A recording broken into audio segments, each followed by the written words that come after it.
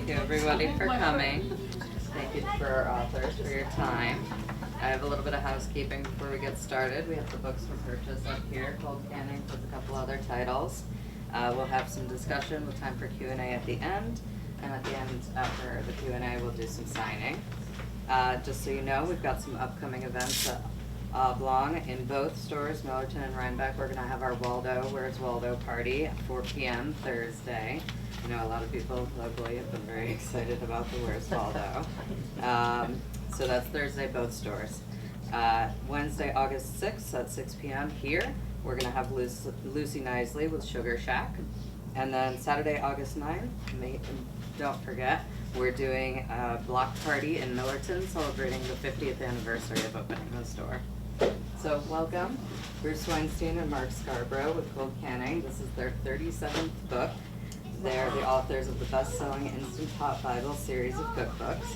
They're the owners of Media Eats, a culinary production company, and they were nominees for James Beard Awards in 2011 and 2015, won a 2015 IACP award. They host a weekly podcast and a TikTok channel called Cooking with Bruce and Mark. Thank you so much for coming. Thanks for having us. Thank you for having us. I'm Bruce. And I'm Mark, in case you want to know. And Bruce is the chef, and I'm the writer in our pair. And we've been married 29 years, and so now done this together. So cookbook writers never read their own books because there's nothing to read in a cookbook, but I'm going to read the opening pages of this book because I think it says everything about what this book is, Cold Canning. So I'm going to just allow me this for a second.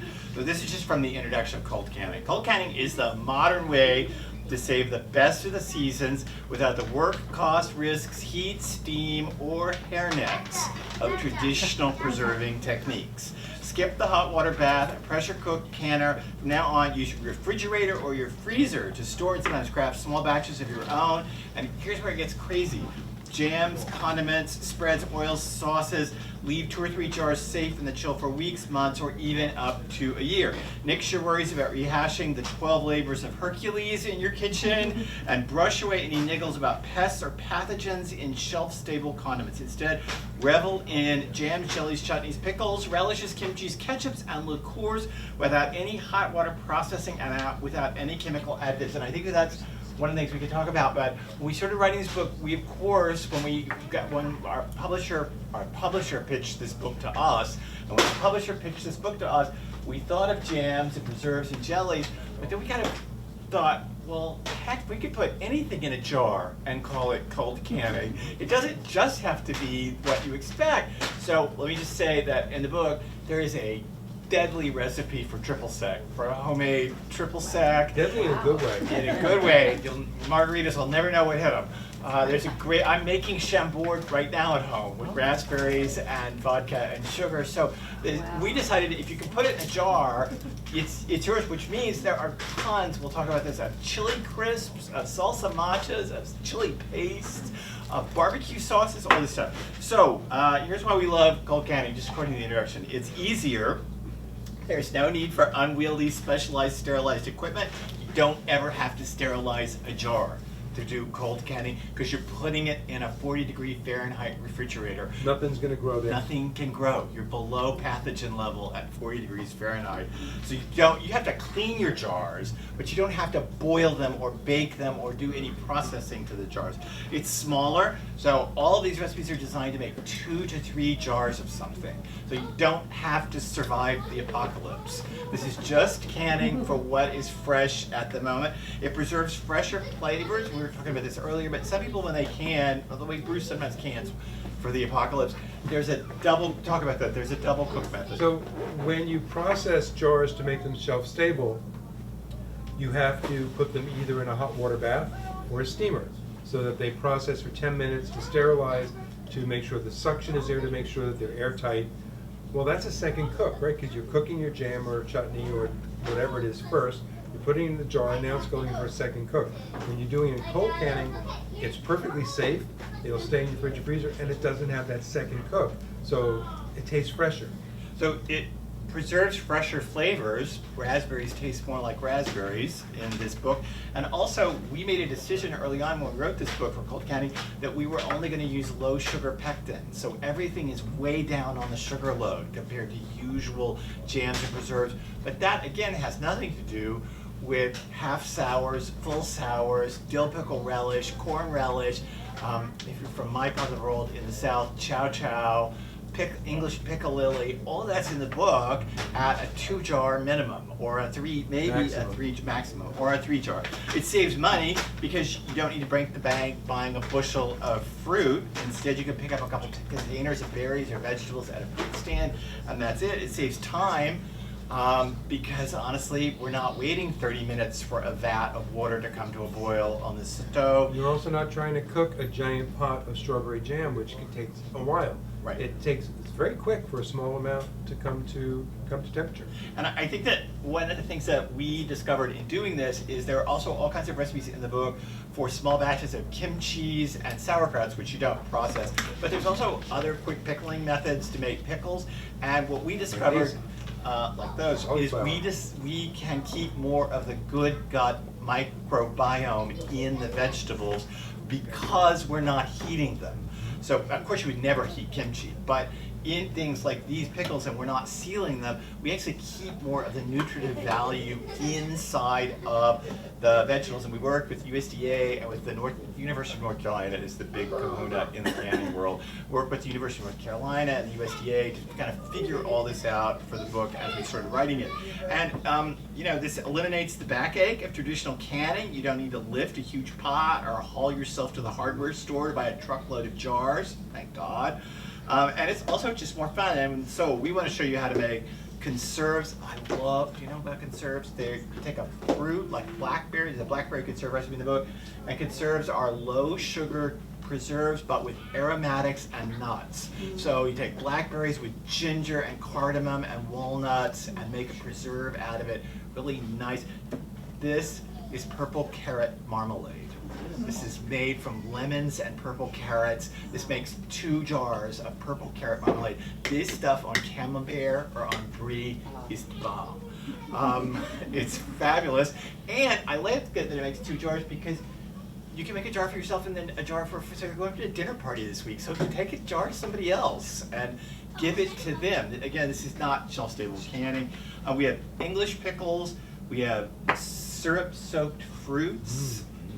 Half sours, infused oils, tapenades, savory sauces, vinegary relishes, dessert toppings, liqueurs, without a container ship of produce, without barrels of booze to make triple sec, without a Rube Goldberg style canner set out, without overloading your pantry shelves, without putting up enough stuff to survive the apocalypse, as I said, and without worrying about safety at all. So this is kind of the DIY for the modern day. It takes, most of these recipes take 30 minutes. Yeah, less than an hour. We shot a bunch of videos for Melissa's Produce, the organic produce maker that they're putting up on their YouTube Live and all next week. We're shooting them this weekend for them. And we did 4 recipes in 40 minutes.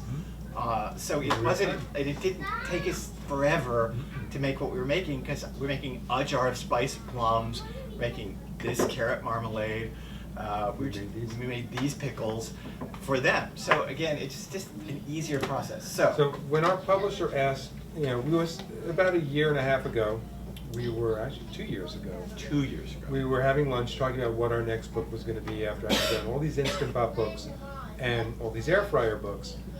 And he said that he really wanted to publish a canning book, and did that interest us? Well, interest us absolutely.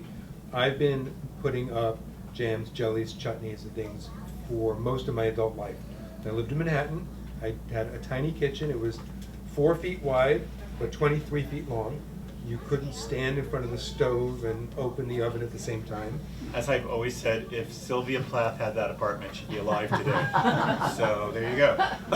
And you know, those ubiquitous fruit sellers in Manhattan on every corner, and I would buy 3 containers of raspberries and go home and make a jar of jam. And so making small batch was something I always did.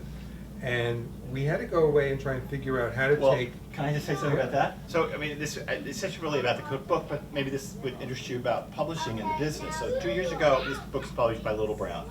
So when we met with our publisher 2 years ago, his CEO, Sally Kem at Little Brown, had put down a mandate that they could no longer buy books from influencers, period. Mazel tov. So influencers were done at Little Brown, and she wanted books that would live on the backlist, which means that they'll sell over 5 to 7 years and not just have an upfront bump.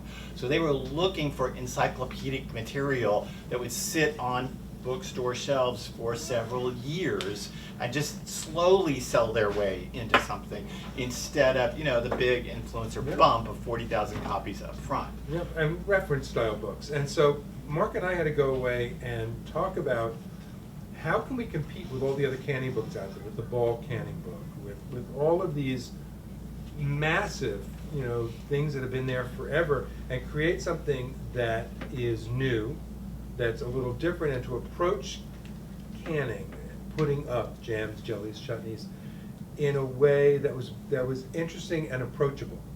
And we ended up coming up with this, well, why do you have to make 12 jars every time you make a jam or a chutney or make pickles? Why can't you just make 1 jar or 2 jars?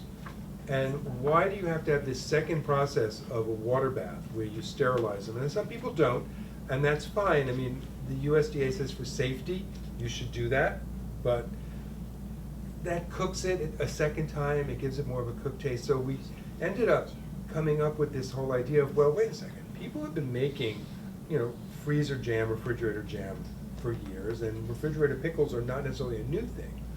But no one has really talked about this way of doing things for the fridge as a category, as what it is. And we came up with this word for it, which is cold canning.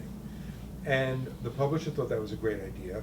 And then we said, but let's do one step better. Let's make everything small batch so that you're not making a case at a time, so that you can get 2 quarts of Nobody strawberries. wants a case of this stuff in their refrigerator. No, I don't want a case. I don't have a refrigerator big enough to store a case of this. So we came back to them with that idea, and everybody just loved that idea. And so that's how, you know, that's how they bought that. And then it took us over a year to test it, because we kept expanding what we were doing. Originally it was, you know, jams and jellies and conserves and chutneys. There are 425 recipes in this book, and the original contract was for 200. So if that tells you anything, we just kept blowing it out, and they just kept agreeing to more Then we were like, pages. well, wait a second, why aren't chili crisps? You know, there's these Asian chili sauces in there. And if chili crisps are in there, and there's about 7 different chili crisps, then I'll talk about how we were able to do so many. Then why aren't salsa machas, which are sort of the Mexican version of that? And why aren't chili pastes from Indonesia, from India in there? So then we have an all kinds entire of chapter. sambals, all the whole from Indonesia. Indonesian sambal family Yep. is in there. And so that chapter got added. And then it was like, well, wait a second, how come we're not doing other condiments? And because we discovered this way that it takes longer. We worked at this for a long time. We discovered it takes a lot longer, but you can ferment in the fridge. Mhm.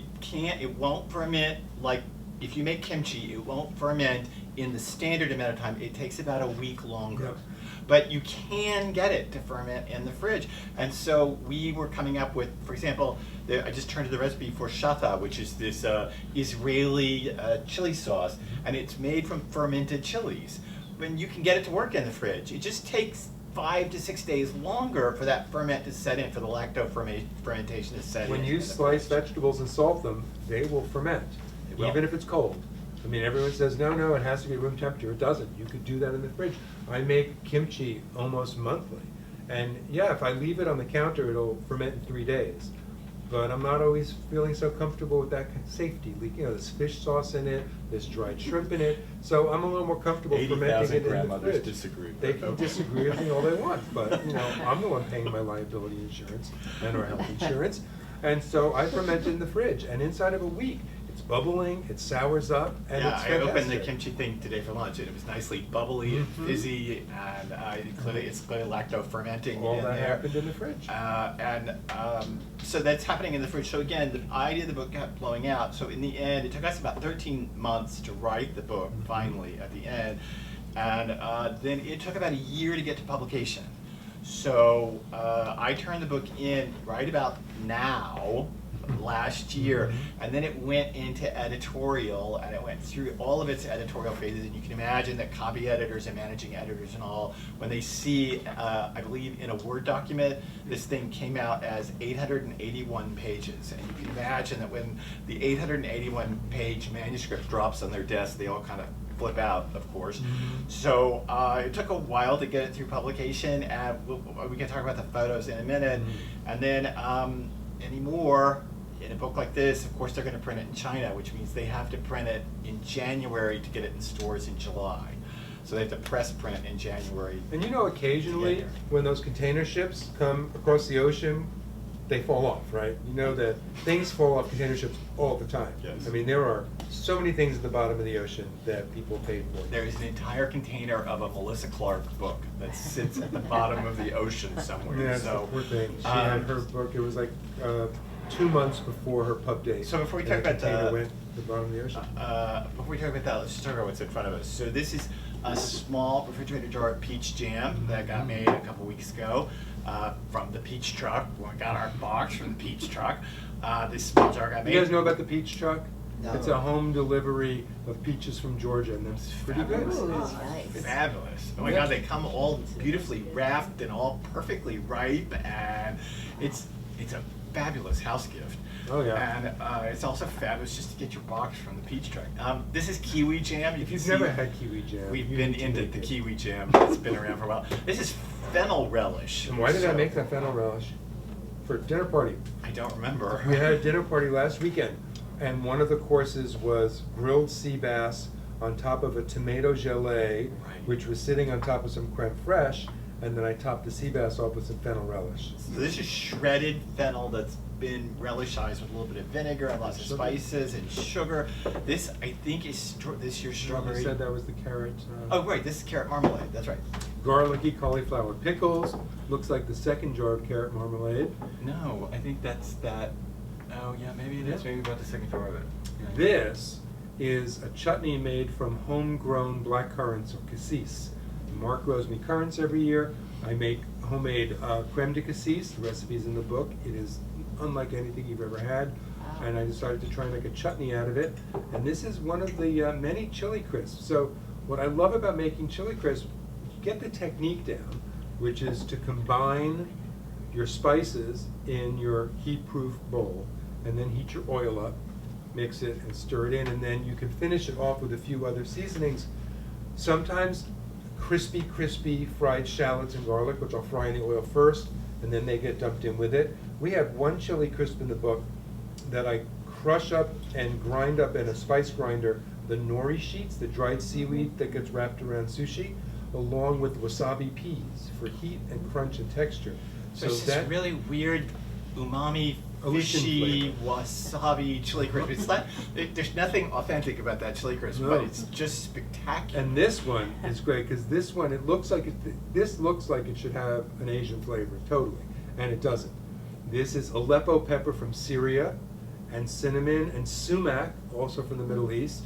And so this and lemon rind and dried preserved lemons, and this has this totally Arabic Middle East flavor and aroma. Although Yet it acts like a chili crisp. Yet it acts like a chili crisp and looks Asian. And I love being able to cross culture that way and just take flavors from one culture, put it into a dish that's usually from a different culture, and it's confusing.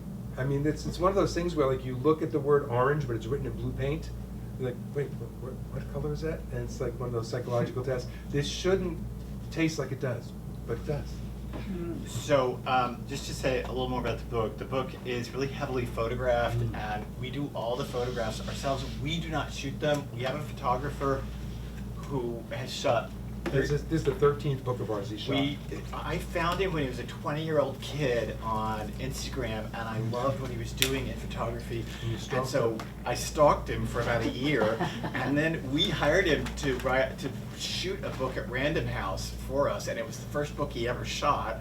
But I loved his eye. He's now 40, and he's the house photographer for Absolute Vodka, and he curates Blake Lively's social media feed. I mean, he's now a big deal. But back in the day, he was just this kid trying to make it as a photographer. So he and Bruce and I shoot the books together, and we shoot them at our house. And we've gotten rid of all assistants. I do the food styling. I do all my own food. I buy all my own props. We used to hire prop stylists. Don't do any of that anymore. Mark produces a shoot, organizes. Like this shot right here, which I love, which is what Eric does, our photographer does so well with the light in the shot.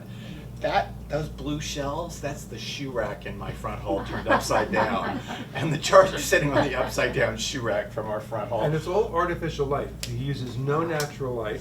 Yeah. He blacks out our windows, and he can make it look like the sun is This shining is all through every one of artificial these. light in every photograph. He claims, Eric always claims, I hate the sun. The sun is my enemy. But So- we had 6 days to shoot these 125 shots. So you do that math. That's a lot of shots a day. And I'm making all these jams, all these preserves. I'm making all the dishes that we're serving them with. Many of these shots have 4 and 5 preserves in them. Some have, it's part of a meal, so there's fried fish or there's tacos. And what are you looking at? So, here's a great shot. I just want to show you the shot because I think that this represents partly the scope of the book. Believe it or not, this is in order. This is pineapple sauerkraut, celeriac sauerkraut. Oh, so good. This is back here fennel sauerkraut, and this is beet sauerkraut. So these are all lacto-fermented sauerkrauts, but not with cabbage. Well, there's cabbage in the mix. You have to put cabbage in the mix. Cabbage. But they also have other things like celery root or pineapple in the mix in order to create there are very traditional sauerkrauts, and then they're very, like this chili crisp, very weird and far out there stuff. And I think that is part of what we were trying to do with the book. We were trying to find a way in which we could kind of do what Bruce has always done. Again, he's the chef and I'm the writer, so I don't cook because I don't really know how to cook, but I know how to write a You used cookbook. You used to cook all the time. I did. I make, and the recipe's in here, I make really mean homemade Worcestershire sauce. And if you've never had homemade Worcestershire There's a sauce, gallon container it at home. proves that you need to make homemade Ripening right Worcestershire now. sauce. He made it yesterday. Oh my God, you just cannot believe a steak on the grill having been marinated in this homemade Worcestershire sauce for an hour or so, And then it's just put it dumplings, on the dipping grill. dumplings, equal parts It's- that and black vinegar. Yeah, black vinegar and that Worcestershire sauce for a dumpling dip is spectacular. So I do that. I do make the thick sweet red chili sauce. I make that. You do. But we wanted to find a way that we thought could take this kind of passion of ours. I mean, we've done, for several years, we've done a workman's job of doing Instant Pot books and air fryer books and stuff like that, which, it pays the mortgage, but that's workman work. And we wanted to be able to contribute our passion to a project. We were both more passionate about this book than we have been on for the last half dozen. But we And just it was really couldn't- nice to get to do something you're passionate And we didn't want to write the book that, you're making 14 and 16 jars of something, because that book exists and that stuff exists Yep. out there easily. Yep. And a lot of people do that, and even the manufacturers do it. So Yep. talk about low sugar pectin. So we were discussing pectin earlier, and low sugar pectin gives jams a slightly different texture. It's a little thicker, a little heavier, but there are different brands, and you could play with the different brands. Every recipe that calls for pectin in this book calls for low sugar Which is pectin. only about a quarter of the recipes called for pectin. Yeah. And I wanted to use it because when you buy jam, for the most part, it's too sweet. It just tastes like sugar. And if you follow the recipes on inside the packet, inside the box of short gel pectin, or even like the ball canning book, the book that we were trying to compete against but make it a little different, the recipes are very sweet. And the only way to really cut it down and make Can I it tell taste that more story? like fruit was to use low sugar pectin and use a little bit less sugar. So a million years ago, we wrote the original cookbook for Stonewall Kitchen, We the guys did. in Their New York, first Maine. book. We wrote their first cookbook, and so we got cases of Stonewall Kitchen stuff to test the recipes and create the recipes for their book. And I remember we still lived in Manhattan at the time, and we were working on this book, and I kept tasting all these jams, and I know, like, they're in Macy's and they're in Bloomingdale's, and right, this like back in the day, this was quite the thing, the Stonewall Kitchen square jars, and all this stuff, and I kept tasting it, and I kept saying to Bruce, this doesn't taste like anything but sugar. This tastes like sugar to me. I can't, what blueberry? What strawberry? What tomato? Where is it? It's hard. I can't figure it out because it's so sweet. And it was so hard to craft recipes. I remember we worked like devils on that book, and in fact had to cheat in several of their recipes using their products for their first cookbook. So when we wrote, I can't remember exactly what we were making, but we were making something that used blueberry jam, and we cheated and threw fresh blueberries in it to try to get some kind of blueberry taste into it, so you felt like you were making something blueberry-ish. Because again, they're using sugar for two reasons as a manufacturer. They're using it because it's actually cheaper than the fruit, so it's cost saving to up the sugar, and they're also using it as a preservative.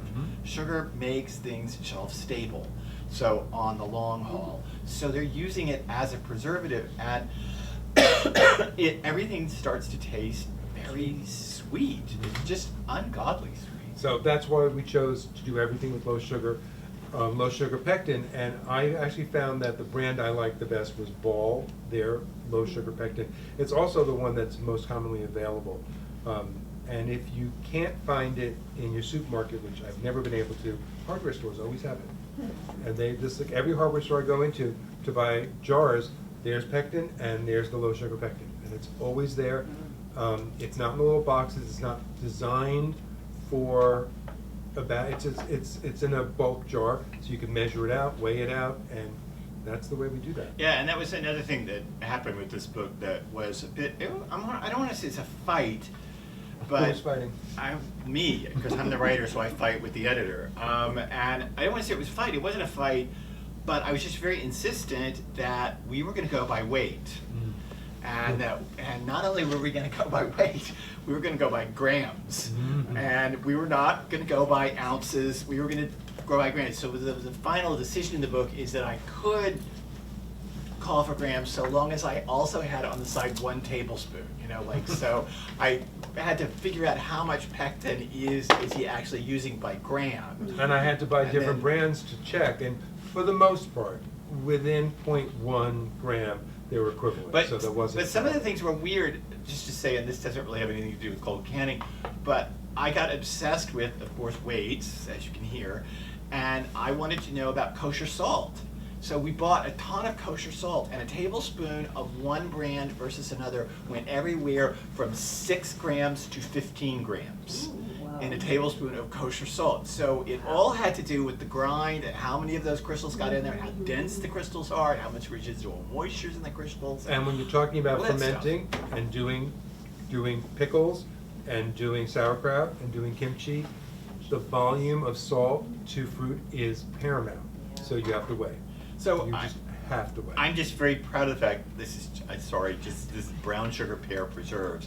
I'm very proud of the fact that it calls for 300 grams of granulated sugar, 1.5 cups, 3 tablespoons, 36 grams of low sugar pectin, 150 grams of ripe pears, or 1 pound, 14 ounces, 120 grams of unsweetened apple juice, and 160 grams of light brown sugar. I'm just, as the writer, I'm proud of that because I just think it makes for more accurate recipes. If We've you been weigh it. trying to do that for years. It's been almost impossible to get publishers in the U.S. to allow us to put Well, it was was hard in the Instant Pot books because those are mass market QVC books. And so nobody in the QVC audience wants to see grams. So it's going to turn off the average reader of those books. But in this book, I felt like, I can press my point because this is important for accuracy. There's a little bit of, it's not as much as shelf-stable canning, but it's a little bit of chemistry that's going on Yeah, it here. is. So we just wanted to be really careful about what we did. You want to talk about your process of creating the recipes? So when we sit down to write a book, we come up with the ideas for the recipes for about half the recipes in any given book. And then I get to go away and make those happen and flesh out the rest of the table of contents. And then when I give Mark all of my notes in folders that he could barely read, I certainly can't read them. It looks about like, he gives me stuff that looks like a chicken walked in ink and walked across a piece of paper. Worst I handwriting. look at it like, and Worst handwriting. I'm an ex-academic, and I got out of academia in '96, so a long time ago, but I pride myself on being able to read handwritten freshman essays, and his notes give me a run for my money. So, But I have to leave like 10% of the recipes open, so that when he's done putting them, writing them all out, we go over them together, at which point he could say, we're really short on these, or we're short on these, or sorry, you did too many peach things, or too many strawberry things, we're cutting some. So I try to work on a type of recipe at a time. So like the chili crisp. Once I got a good basic chili crisp technique I liked, and the everything kitchen sink chili crisp with peanuts and sesame seeds and fried soy nuts and everything in it, then I spent 2 weeks playing with chili crisps and trying different kinds of chilies, different spices, different aromatics, different kinds of oil, because it was in that mode and I could just really perfect what each one tastes like. But then I have to change gears, and I can't do the salsa machas after that because it's too much chili. So then I would go, to pickles, and I would do all of these, simple, easy pickles that just take like 2 days to pickle, and then I'll go back to salsa machas. And if you don't know what a salsa macha is, think of a South American Mexican version of a chili crisp where you have different kinds of dried chilies. You'll always have a nut and or a seed. You'll have some dried fruit. You'll have an aromatic like onions or garlic or ginger. And these ingredients one at a time get fried in the oil, then put into a food processor, let the oil cool a bit, pour it in and pulse the whole thing till it's slushy. And it doesn't really separate the way this does. And we have flavors like... I mean, we have standard ones, but then just to say some of the inventive ones, there's one here that I actually love that is a smoky pecan salsa macha made with cacao nibs, the nibs from cocoa, right? And I used New Mexican chilies. So there's New Mexican red chilies, garlic, oil, pecan pieces, 3 canned chipotles in adobo. Which That's give you the smoke, smokiness, right?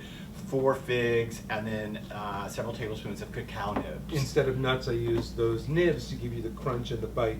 And the chocolate with the chilies and the figs worked so beautifully. It's beautifully delicious on tacos. Mm-hmm. Off the grill. So that's like, I guess in that way that you got to be creative Mm-hmm. with it, but we were also sticking to a category. Yeah. I mean, when there's a recipe, I just turn to it for almost everything chili crisp, That and was it's the first just one I did. It's just as dead Well, it's authentic one of those as. giant ingredients. This is the kind of recipe that in a dual team writing, I come to him screaming when he writes it, because he calls for things like dried sand ginger. And I'm like, I'm sorry, who has dried sand ginger I in do. this world? I do. But of course, he does. So I like, can I just have a substitute? Can I say dried sand ginger or, and then No, you being the put chef, optional. he always says, no, No, you so have it's to optional. have dried sand ginger. So, Not to quote Marcello Zahn, but it won't be the same without it. it won't be the same without it, right? But then again, he's got all these weird chili crisps. Like here's one I just turned to that is, instead of using the standard ground Urjingtao chilies, the standard Chinese ground chilies for the chili crisp, he's using gochugaru flakes, the Korean red pepper flakes, and he's Which are using much hotter. gochugaru Much flakes hotter. as his base for the chili crisp. So And this one with Aleppo pepper, as opposed to even an Asian chili. yeah, that's the sumac cinnamon chili crisp. So good. Unfortunately, these were not prepared in a health registered kitchen, so you can't Can't taste taste them. them. Sorry. My liability insurance is not that high, but you can't taste it. But if you'd like to smell that chili crisp later, you're welcome to smell it and tip yourself with it. Or these fabulous pickles that are so hot and spicy and garlicky. Okay. Okay, so I think that maybe we should ask if you Yeah, have any let's questions. open up to questions. Or you wanna say anything, if you have any no. questions about it? Some of the recipes have like vegetable oil or like canola. Is there another oil that you could Absolutely. recommend if you wanted to What we're avoid looking for those? there is just a neutral flavored oil, so grapeseed, avocado, Anything canola, without a flavor. corn. We're just looking for something that's dead flat. Not Flavor something profile. that cookbook authors and a chef like me would usually recommend, flavorless oil. Yeah. All fats, all oils have 120 calories per tablespoon. So why would you eat a flavorless fat? This is our thing in our house all Fry the in, time. fry in butter, fry in bacon fat, use unrefined peanut oil, unrefined coconut oil, get the flavor of that. all fat Not when is- you're doing things like this. When you're infusing it with another flavor, you need something neutral. Because all fat is 120 tablespoons, as he says, per 120 calories per tablespoon. Mhm. So why would you not eat olive oil or avocado oil or Or sesame duck fat. oil or Or duck chicken fat fat. or Right. something that brings flavor to something? So what you're looking for there is just any flat A oil. neutral, Any nothing with a neutral. strong flavor. Yeah. The other day you were on NPR Mhm. and I tuned in too late, but you were talking about the acidity of canning. Right. Can you kind of rehash? Yeah, sure. that? So, 'Cause I missed it. what we didn't do and what we didn't have to do, and my grandmother didn't do this. My grandmother was a Oklahoma farm woman. Get ready, she canned ground beef. Uh-huh. She canned everything Mhm. on a You farm. shouldn't can eggs. No, I never saw a canned egg, but I Good. saw a lot of canned chicken in my life. So, she didn't do this. My grandmother didn't do this. But were we to write a canning book, I assure you, a standard canning book, a shelf-stable book, where everything's going on a pantry shelf for 9 months. If we were to write that book, then I would be using pH strips in everything because I would be checking the acidity for shelf life before it's canned. Make sure there's enough acid. And I would probably be recommending that the reader uses a pH strip too, just because it's the safest way to make sure that you're at the right acidity, that it's not gonna rot in jar. That's what you're trying to avoid, right? And so you're trying to get the acidity high enough that you're stopping carb breakdown and stopping degradation and all that stuff. So because of the way we wrote this book, and it's for refrigerator and freezer stuff, we didn't have to mess with any pH strips. I never thought about, I never came to him and said, oh my God, there's not enough lemon juice in this carrot marmalade because it's gonna go bad on the shelf. I was like, forget it doesn't matter. Especially Go in the things fridge. like especially things like conserves and certain marmalades where there's lower sugar. Right. Because sugar is a preservative, but then when you start cutting the sugar down or have a kind of preserve that has less sugar, then you need to up the acid. I mean, Right. you have to have that balance of acid and sugar for something to be safe. There was another point that Mark made on the radio about acid. When you're making pickles that are vinegar-based, because some pickles are just lacto-fermented with salt, but some are vinegar-based, like these cauliflower pickles, you want an vinegar that has, until recently, most vinegars were 5% acidity. And they say on the label, reduced to 5. Distilled white vinegar until 2 years ago was always Always. sold at 5%. Not no more. It's not anymore. Most now is 4%. Why? Because the manufacturers can save money by diluting it more, By adding more but water. that's not necessarily And safe for certain recipes. 4% is not preservative for food. So there's a problem with pickling. So you have to look with at labels modern carefully. distilled white vinegar. You can still find distilled white vinegar that's 5%, but you literally have to look at the labels and see what the acidity it is. And we talk about this in the book because it's less important for us because we are putting this in the fridge or the freezer. But so that's it's important less for important flavor. for us. But that's flavor too. It is, but if you're traditionally canning, and I should say, if you want to do the whole rigmarole, there's a whole big thing at the back about how to actually can these things the old-fashioned way. How to make sure your bottles are sterilized, how to make How sure to that, make it- how to do a hot water processing or a steam bath processing. Right, but the change in vinegar is really, it's crucial to preserving, and in fact, we've noticed that if we use 4% vinegar in a pickle like asparagus pickles, or there's this recipe in the book for pickled cherry tomatoes, you take all the cherry tomatoes you can find right now, and you poke holes in them with toothpick or a bamboo skewer, and then put them in a nice vinegar brine, and they just kind of soak in that brine, so they're all very nice and sour pickles. They are so, especially if you get the tiny little pickles, they are so good in a martini. But It's if you use the ridiculous. 4%, But- they'll go slimier faster, they won't Yes, last as long. They degrade faster now in 4% vinegar, even in the fridge. So we really recommend you get 5% vinegar.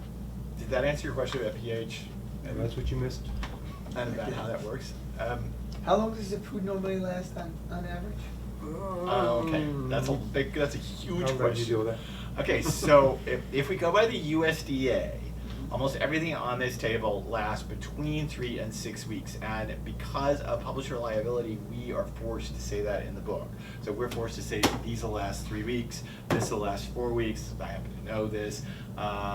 This, what's this? Chutney. Chutney, this will last 3 weeks. This has been in my refrigerator for 3 months. And I'll still eat it.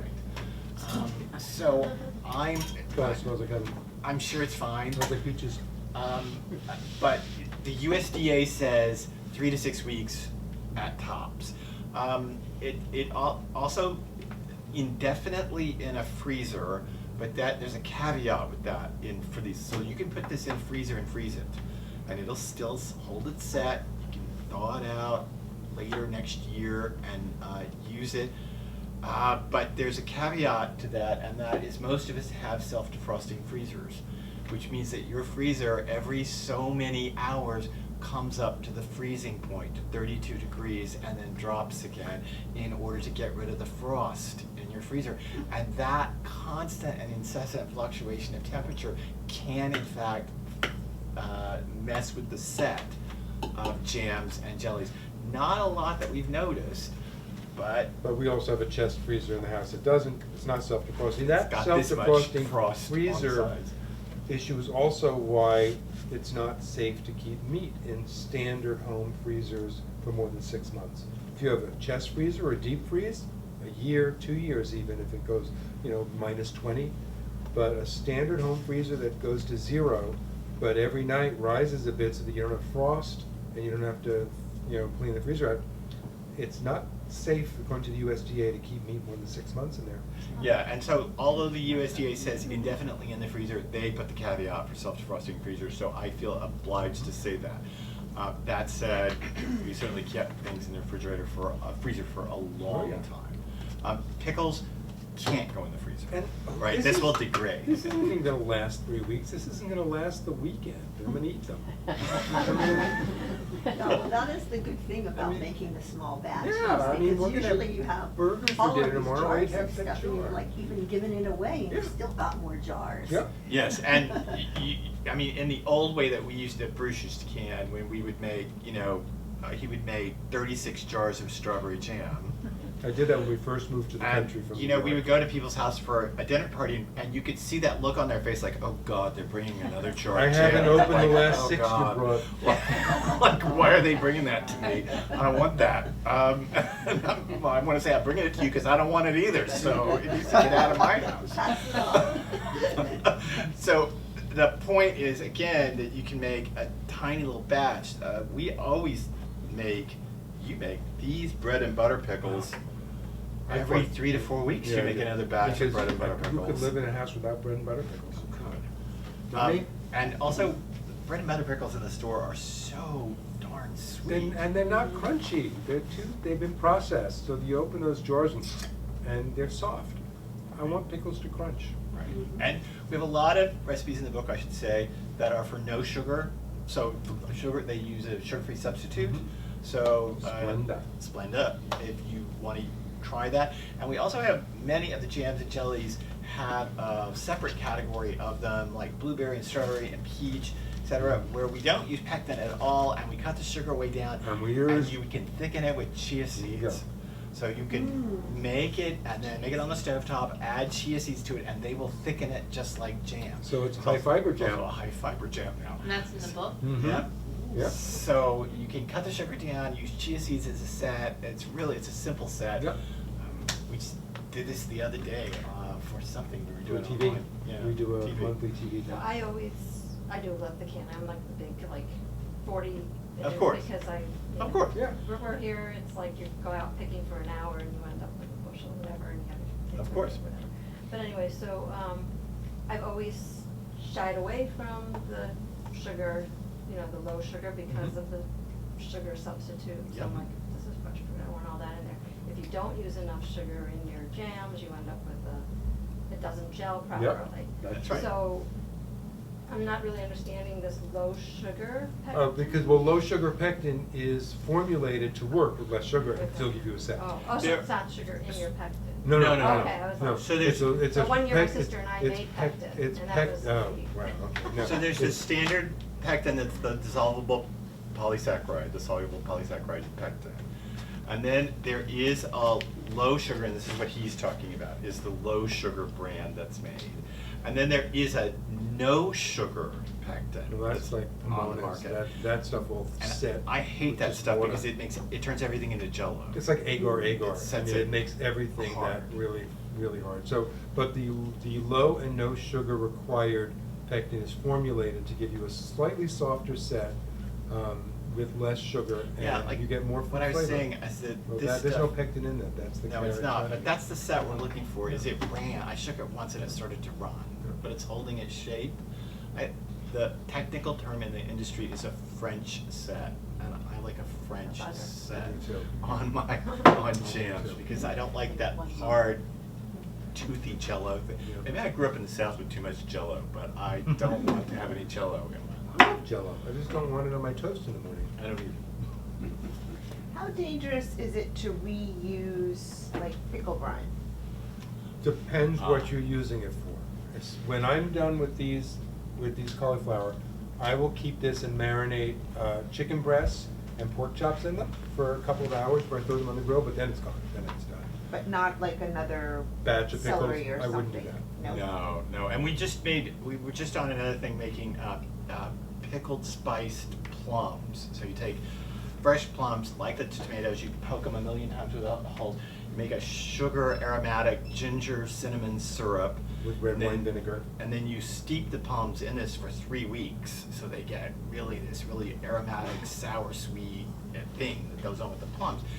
And we were saying on air, after we were done with that, of course, what's left in the jar could be strained and used as a shrub or a mix for a cocktail. Okay. But you don't I want would to, you keep- can't use it again for any preserving. No, but I would reasons. keep it in the fridge and use it as an ingredient in something over the next few months. Right, Yeah. right. Or even, like this stuff, once we eat this down, this is Tomorrow. also spectacular as just a salad dressing mixed Yeah. with oil. Yeah, Now, it is. right? Because now it's got this flavor, hot, salty, mustard Yep. seedy thing that's going Yep, on in there. absolutely. So I'm sure that everything in here is good on almost everything. Well, I doubt it. Very You know, broad. Hot No, I'm fudge sure sauce it is not is. good on a steak. Do you Have have you a tried it? website with specific recommendations, or are they in the book? I tried to, I tried, not necessarily to a complete good effect, but I tried after every recipe, there is either a tip on successfully how to make it, Right. or a sub called next, meaning What to do with it. what to do with this next. So I just turned to one of the more unusual apricot jams, which is apricot gochujang jam. So using the fermented paste gochujang with apricots to make a jam. And the next here says mix this jam in a 1-to-1 proportion by volume with unseasoned rice vinegar for a barbecue glaze. Oh, fantastic. So then you could take that with gochujang and the apricots, and then mix that 1-to-1 with unseasoned rice vinegar, and you've got a glaze for whatever you want to do. Sounds good to me. Yes, ma'am. So I could see there's some like possible crossover between your Instapot book and like this book. I'm like noticing like, ooh, I wonder what the Instapot setting would be to like, you know, instead of like doing something on the stove top, I could be doing something like in the Instapot and then doing this. Is there, I don't know, like a side book on how to do the overlap? You do not want to cook high sugar foods in the Instapot. Okay. they They tend to spew out, the explode. pressure builds up even more, you go to release pressure, you're gonna have a I've seen sugar that, it volcano. comes out of the thing. You're gonna have a sugar volcano. So Yeah. when people say, "Oh, I make the jam in my Instant Pot," I hope they're talking about just using it as an electric pan with the lid off, so they're just cooking in it, Right. and maybe using it to process their bottles on a rack as a pressure can. I wish we had enough time to talk about my experience with Instant Pots, because it was a spectacular experience in so many ways, and I learned so much about the online world. And I learned that people post recipes that come out of a pressure cooker of a fully browned prime rib. Like, no, And I'm you did like, not. no, it didn't brown in the pressure, No, not as you far did- as I know. You did not make that in your Instant So Pot. I learned a lot about how food is faked Mhm. for Instagram and TikTok, but it's about a really great tool. Mhm, it But is. But there are certain things you shouldn't do in it. High sugar is one of them. Okay. Now, my grandmother used a pressure canner. So right when You she have to do canned, it. she put it in the canner and screwed the lid shut on it, and then used the pressure canner to can ground beef. Yeah, the only way you could preserve meat. Yeah. I have just been so unsuccessful with canning. I was listening to NPR and I heard you guys were here on like the way to go drop off laundry to my kids at Omega, and I was like pulling over the car. I'm like, oh my God, I have to come here because like every year I try canning, I end up with cans of water Yes. and tomato, and Mm. they do not seal. I don't Mm. know. I've like You don't have to worry about read, sealing I with have this. had all of these issues, and I was like, oh my gosh, this is like the solution to my problem. I'll just skip the Dip trying that and to put it in the pressure freezer. can. Yeah. The ancho tomato jam, That's so good. the spicy tomato conserve, all that is just Now perfect. you're for making the me summer. hungry. I know. There's the fennel relish right there. Are you cooking this all down like you would if you were gonna do a double cook? Nope, and Yeah, that way, so you're not well, cooking this on the okay, stove let and me, then refrigerating it, or?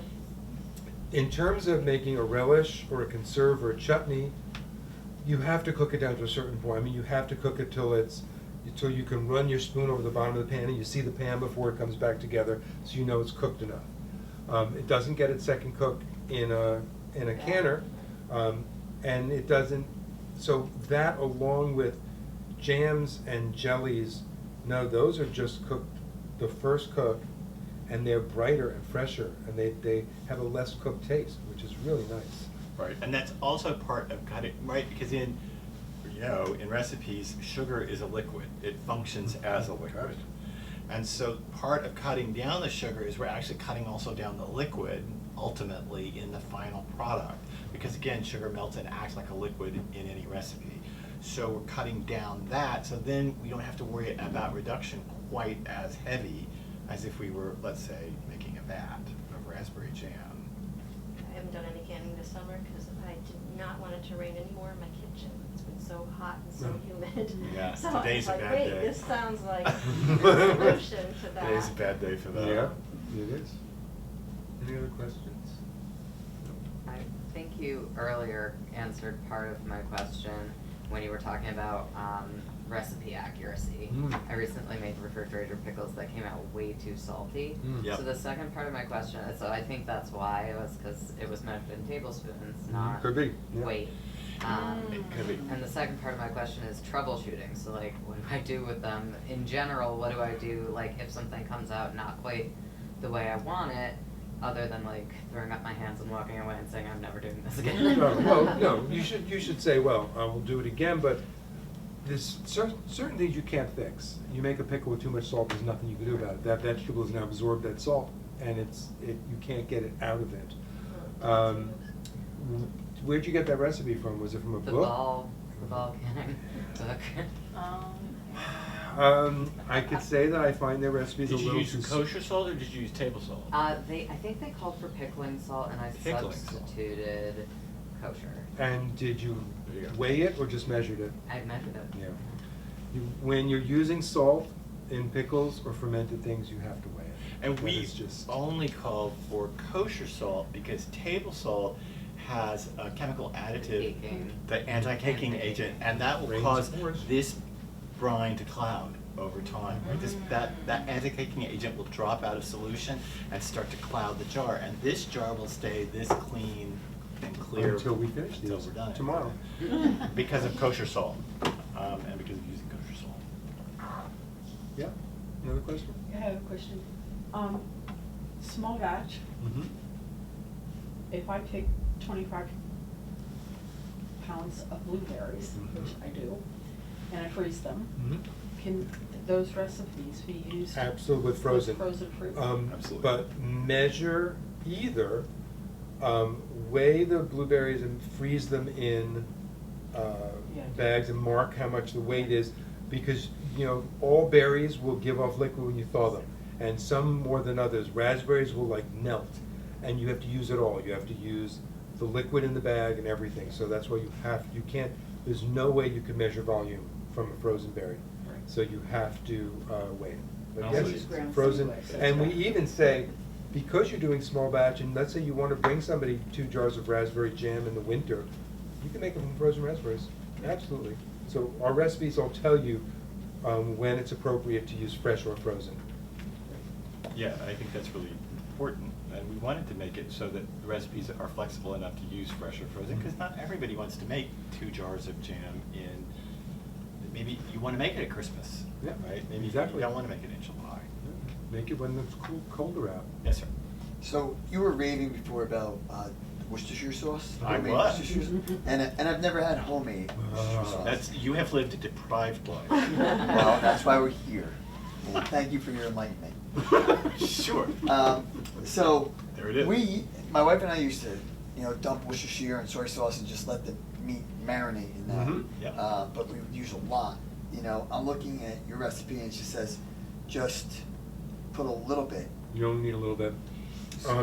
Last night we had hanger steaks, which I marinate in his Worcestershire, like 2 tablespoons of his Worcestershire, plus a little drizzle of smoked olive oil.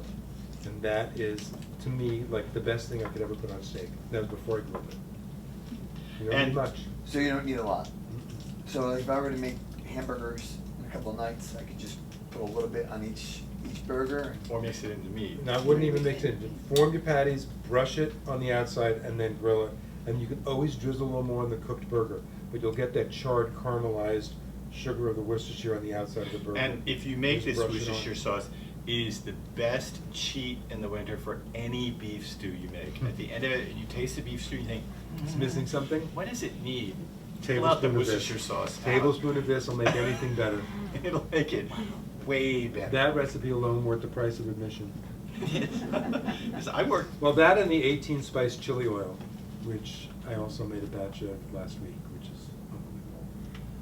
18 spice? 18 special. It does call for sand ginger. What page is that? There's a picture of it. It's my favorite picture in the whole book. There's a picture of it. Let me see if I can't find it. We're getting there. Well, 2 of us are looking, we'll find it faster. It is infused oils, vinegars, the last chapter. The picture is on page 409. That is our curry oil. There it is. And our chili oil. So it's 18 spice curry oil and 18 spice chili oil, and those recipes are on Page 407 and 408. 407 and 408. And I do call for sand ginger in the, You do call for sand ginger. wait, do I? Or did you take it out? What is sand ginger? Oh, What is don't it? even ask questions. It's, if you go into an Asian market with the dried stuff, you'll just see packages labeled sand ginger, and it just has this aroma that reminds me of Chinatown. When I Okay, used to so- walk down Mott Street in New York. That smell was sand ginger. I didn't Okay, know what it so was, then but- here's my passive aggressive self in full display. 18 spice chili oil, and it calls for 3 small pieces of dried sand ginger C-tip. Let me read you the tip. Dried sand ginger, although obscure, That was a is slap. essential to this oil's flavor. Thank you. It is. Won't taste the same is without it. one of 4 types of galangal, related to the more familiar ginger, but with an earthier, less spiky flavor. When dried, it's sometimes packaged as aromatic ginger or Kencor. And you can get it online too if you can't find it. But if you just go to an Asian market, you'll see it. But I think that was my passive aggressiveness, dried sand ginger, although obscure. Is there an Asian market in Excuse the me? area? An Asian market in the area. Oh, Well, we live we live in Connecticut and, We live in Litchfield County and they're super remote, and I have to Amazon do- is a great Asian delivery but I have system. to, if I drive an hour from where we are, I can get to West Hartford, and there's a giant Asian supermarket. I volunteer at Yale New Haven Hospital, so I'm there on Mondays, and there are many Asian markets down there. So usually, after I leave the hospital seeing patients, I go to the Asian market. Thailand has one too. Yeah, sure. Question? Yeah, Because Tyler. unlike, despite all this passion, I'm sorry. his other huge passion in life is regional Chinese cooking. So he is an insane human when it comes We to left various Manhattan regional 19 Chinese years cooking. ago, and, I mean, Chinese food was always my passion to eat. On Christmas. And when we left the city, there was nowhere to get decent Asian food at all, and certainly nothing Sichuan. So I had to learn to do it. And over the last 20 years, I have really perfected. I'm very proud of what I can do. You make Sichuan meat pies Very, like nobody. very proud of what I can do. Good. Something you Please. haven't touched on is the jars, the lids, because Right. the double lid So, and. Any jar, because you're putting this in the fridge and you're not sealing it So what we tight. say is that the jars have to be cleaned, and so that means that you don't have to boil them or bake them. Clean 'em. But you can run them through a cycle of the dishwasher and pull them out. Use the rings. Yeah. You can even reuse these rings because we're not worried about a seal, because we're not worried about a pop, right? So, listen, when we finish this, will I probably throw that inner ring out? I probably will. Just, I don't know why, because it's worn into me that when you're done with it, That you inner throw lid, the. but you the sealing can, because ring. you're not creating a vacuum seal. But this is, of course, not sealed. It's because I put it in there while it was hot. Oh, so it did. was sealed. Yeah, but you can see the rubber's not really. No, the rubber's not. I'm just trying to reduce the amount of, Yeah. like, so if I can just use any Yeah, jar that you comes can. through you. You can, as long as it's heat proof, right? So you have to be careful about using decorative stuff because it's often not heat proof. Yeah. I hope you all make stuff. Yeah. Wait, you have another Thank question? you. I just have one more question, like, were you using like vinegar, do you recommend us using like the plastic Good Grips ones that have the vinyl ring on the inside over the metal because it's vinegar? Oh, that's a good question. Well, these lids, I think all I do buy the canning lids. I mean, they do have, they are lined. I Okay. probably, if it's stainless, God, that smells so good. If it's stainless steel, it's fine. But aluminum, I probably wouldn't put in direct contact with vinegar. Okay. I mean, in general, I don't like to have aluminum come in direct contact with my food because acidic foods will dissolve aluminum foil. If you've ever put aluminum foil over a lasagna, Ew. you notice where it touches it, the tomatoes, it'll eat away at the Ew. aluminum. Okay. So, That's what I was So asking. if you wanna, God, that smells we're happy to sign books, and if you wanna be in touch with us, we have a website, Cooking with Bruce and Mark. We have a podcast every Monday, Cooking with Bruce and Mark, and we have a TikTok channel, Cooking with Bruce and Mark. Isn't it funny that we named all the same thing? So, you can find us in any of those places under Cooking with Bruce and Mark. thank you. Thank you. Thank you.